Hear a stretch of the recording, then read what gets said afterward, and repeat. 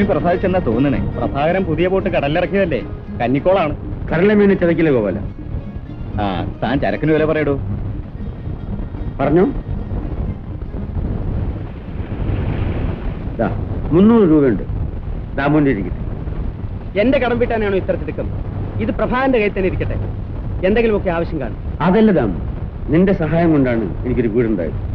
നിന്റെ സഹായം കൊണ്ടാണ് ഞാനൊരു ബോട്ടുകാരനായി. ആ ബോട്ട് ആദ്യമായി കടലിൽ പോയി കൊണ്ടുവന്ന ചരക്ക് വിറ്റ കാശാണ്. അതിലൊരു പങ്ക് നീ വാങ്ങിച്ചേ പറ്റും. പ്രഭാകരൻ പറയുന്നത് ശരിയാണ്. ദാമോദ് വാങ്ങിക്കും. ശരി. ഇതൊന്നും പോരാ കേട്ടോ. ബോട്ട് കടലിലിറക്കിയ വകയിലേ നമുക്കൊന്ന് ആഘോഷിക്കണം. അതിനെന്ത് ആഘോഷിച്ചോളാം. തോമസ് വാ. പോവാൻ വരട്ടെ. എനിക്ക് അത്യാവശ്യമായിട്ട് ആളിനെ കാണണം. 2 ഗ്ലാസ് അടിച്ചിട്ട് പോന്നേ. അയ്യോ, രാവിലെ എനിക്കിത് പറ്റില്ല. വലിയ ബോട്ട് ഓണർ ആയപ്പം അവന്റെ ഒരു ഒഴിഞ്ഞുമാറ്റം കണ്ടില്ലേ?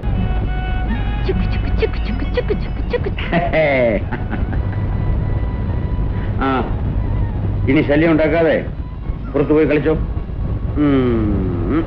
കുഞ്ഞിനെ വീര് വിളിക്കില്ലേ? ചായ. ഇന്നെന്താടി ഒരു പുതുമ? ചായയിൽ പാല് കാണുന്നു. ഇനി കട്ടമ്മ. ഇപ്പൊ ഇത് കുടിക്കേ. ശരി, നിന്റെ ഇഷ്ടം.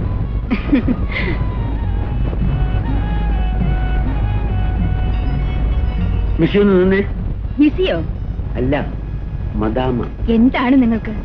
എനിക്കിന്ന് സന്തോഷത്തിന്റെ ദിവസമാണ്. നമ്മുടെ 3 മക്കളുടെയും പിറന്നാൾ ഇന്നാണ്. അവര് കുപ്പായമൊക്കെ ഇട്ട് ഈ കടപ്പുറത്ത് ഓടിക്കളിക്കുന്ന എനിക്ക് കാണണം. മാത്രമല്ല, ഞാൻ ഇന്നൊരു ബോട്ടുകാരനായി. എല്ലാം ഈശ്വരാനുഗ്രഹം. എല്ലാം ഈശ്വരന് വിട്ടുകൊടുത്താലോ? എന്റെ അധ്വാനത്തിന് യാതൊരു വിലയില്ലേ? എല്ലാം നിന്റെ ഐശ്വര്യമാണ്. അതാണ് ബോട്ട് ഞാൻ ലക്ഷ്മി എന്ന് പേരിട്ടത്. മതി കിന്നാരം പറഞ്ഞത്. ആ, കണ്ണടച്ച് നിൽക്ക്. എന്തിനാ? 2 കണ്ണും അടച്ചു നിൽക്കണം. ഞാൻ പറഞ്ഞാലേ തുറക്കാവൂ. ആ, ഇനി കണ്ണു തുറക്കേ. മാല. അതെ, സ്വർണ്ണമാല. സ്വർണത്തിനൊക്കെ വില അധികമല്ലേ? ഇപ്പൊ എന്തിനത് വാങ്ങി? നിന്റെ കഴുത്തിൽ കിട്ടാൻ. ആ ദാമുവിന്റെ കടം വീട്ടാമായിരുന്നു. കടവും കുറെ വീട്ടി. കടലമ്മ നമ്മ കൈവിടില്ല ലക്ഷ്മി. ചന്തമുണ്ടോ?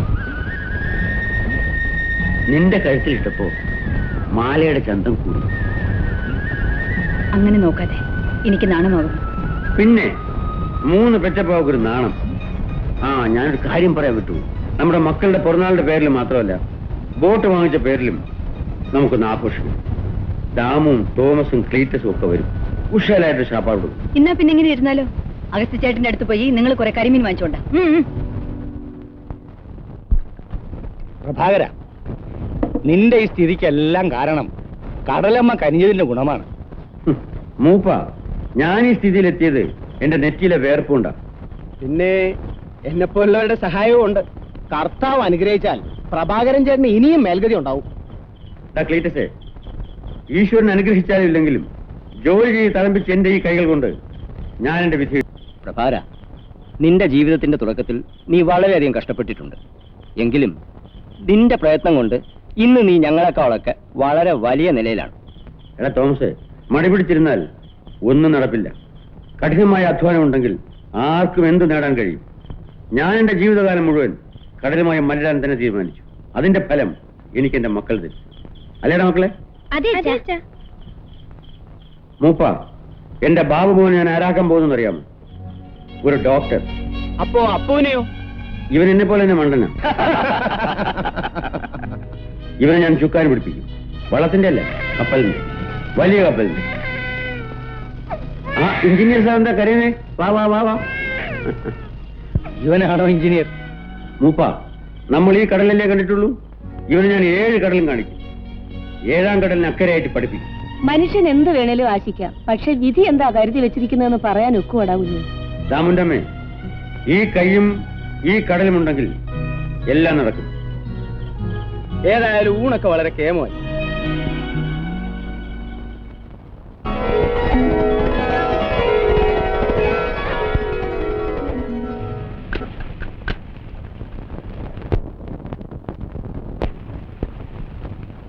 ആ ലക്ഷ്മിയുടെ ഒരു ഡെമ്പ് കണ്ടില്ലേ? കെട്ടിയനൊരു ബോട്ട് വാങ്ങിയപ്പോ അവള് നിലത്തൊന്നും അല്ല. ചുമ്മാ പരദൂഷണം പറയാതടി. വീട്ടിലിരിക്കുന്ന പെണ്ണുങ്ങളുടെ ഐശ്വര്യം കൊണ്ടാ ആണുങ്ങൾക്ക് ഓരോന്നുണ്ടാവുന്നത്.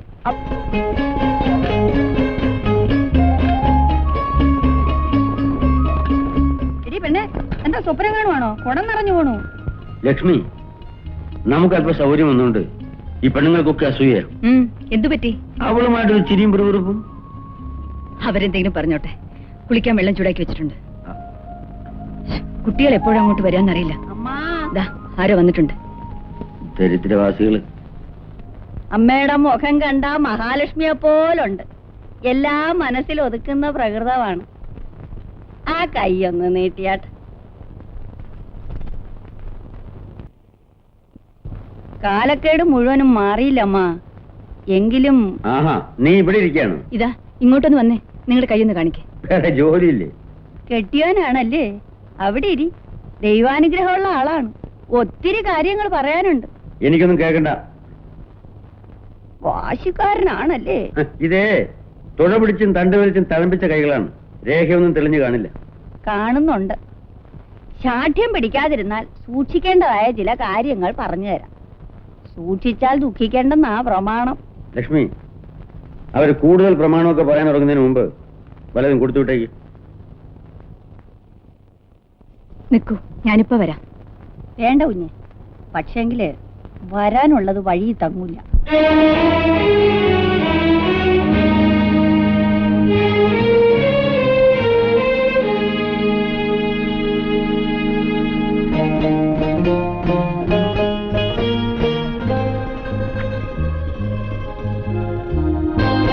പിന്നെന്താ പതിവില്ലാതെ?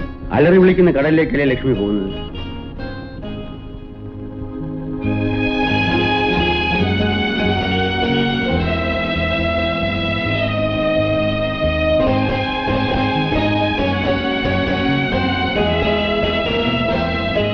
നല്ല തണുപ്പുണ്ടല്ലോ. മുക്കുവിന് തണുപ്പുണ്ടോടി?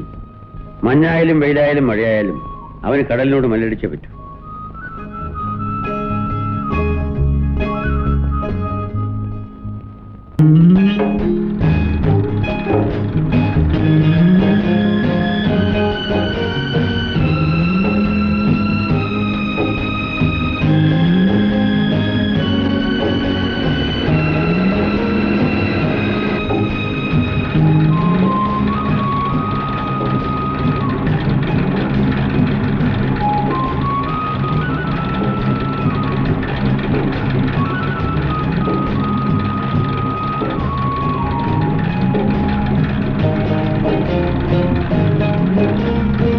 തോമസ് ഏട്ടാ, കാറ്റും കോളും വരുന്ന ലക്ഷണമുണ്ട്. വേഗം തിരിച്ചു പോകുന്ന നല്ലത്.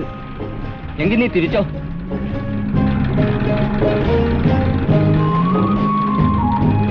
പ്രഭാര, കാറ്റും കോളും വരണ ലക്ഷണമുണ്ട്. പ്രഭാര, തിരിച്ചോ തിരിച്ചോ. ചേട്ടാ, വിളിച്ചു പറയുന്ന കേട്ടില്ലേ? ഒന്നും സംഭവിക്കില്ല. ഒരു കാറ്റടിച്ചാൽ മാനം വെളുത്തുള്ളൂ. നീ കെട്ടെന്നഴിച്ചേ. പ്രഭാര, താമസിക്കണ്ട. തിരിച്ചു പോകുന്നതാണ് നല്ലത്. പ്രഭാരം ചേട്ടോ, എല്ലാരും പറയുന്ന കേട്ടില്ലേ? നമുക്ക് തിരിച്ചു പോവാം. ഒരു വലിയും കൂടെ കഴിച്ചിട്ടേ ഞാൻ വരുന്നുള്ളൂ. അവന്റെ ഒരു പേടി. നീ വേണ്ടി തോമസിന്റെ ബോട്ടിൽ വയ്ക്കോ. ഈ ബോട്ട് നിറച്ച് മീനുമായിട്ട് ഞാൻ വരുന്നുള്ളൂ. തോമസ് ഏട്ടോ, ഞാനും വരുന്നു. കേറിയോ കേറിയോ. പ്രഭാര, കടലമ്മയോട് കളിക്കണ്ട. കടലമ്മ ഒരിക്കലും പ്രഭാകരന് കൈവിടില്ല തോമസേ.